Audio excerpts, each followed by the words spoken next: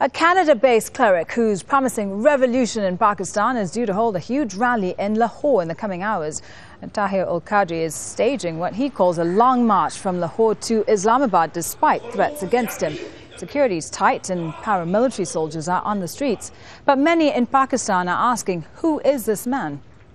And Tahrir-ul-Qadri says he has a religious calling to carry out the protests. He says he'll bring about a Tahrir Square situation, fighting corruption, injustice and terrorism.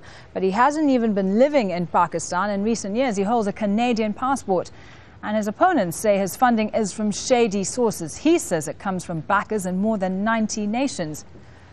Ahmed Mehboob is in Lahore. He's the head of a think tank which promotes democracy. Welcome to the program, sir. Qadri seems to have come to prominence very suddenly. How much support does he have and who's behind him?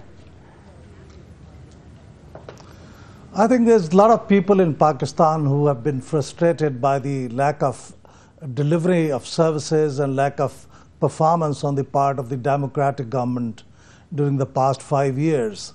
And there are many people who are trying to capitalize on this frustration, and Dr. Qadri seems to be the latest one who is trying to capitalize on that and re-enter the politics, which he had been here before about 8 years back and was not very successful.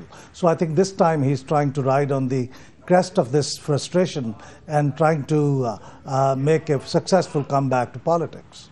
He's demanding that Pakistan's democratic system be reformed. What do you think he wants to see happen? Unfortunately, his demands are very vague. He is just demanding a change in the system, a revolution in the system, and system should be open to poor people, to peasants, to laborers, and it should be just. But it's all very general. A lot of reforms have taken place over the past 5 years. And of course, everyone admits that there is a lot more to be done. But then there is a system, there is a constitution, there is a parliament, and there is a legal system through which the change has to come. But Mr. Qadri does not seem to be going through that route. And he is demanding a change through revolution, through a long march, and which seems to be a very bizarre kind of a situation, because if you do that, then you give the right to anyone who can gather about 100,000 people to demand the changes that that person wants. So I think his demands are not very specific, not very clear, and basically he wants to re-establish himself as a political leader. That seems to be the agenda, but his demands are dissolution of Election Commission. Election Commission cannot be dissolved because according to Constitution, it has a mandate for 5 years, and it has recently been formed. So nobody in the government has the authority to dissolve it. Only thing is that extra constitutional steps like military comes in, only then his demands can be fulfilled, and many doubt that he's trying to pave the way for the military to take over the country. How alarmed do you think the government is, the authorities are by Mr. Qadri?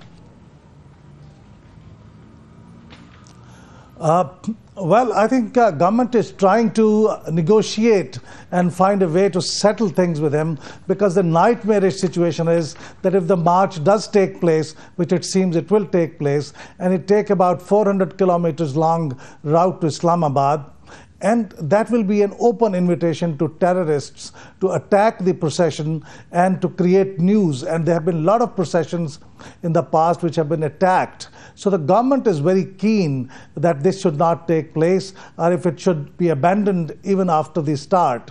But so far, government has not succeeded, and it seems it's going to be a stalemate. And all depends how many people Mr. Qadri will be able to gather. If it is a huge crowd, then government may have to negotiate more seriously. But if he's unable to mobilize people, then the chances are that things will fizzle out on their own. So thank you for speaking to us, Ahmed Mehboob, head of a think tank which promotes democracy.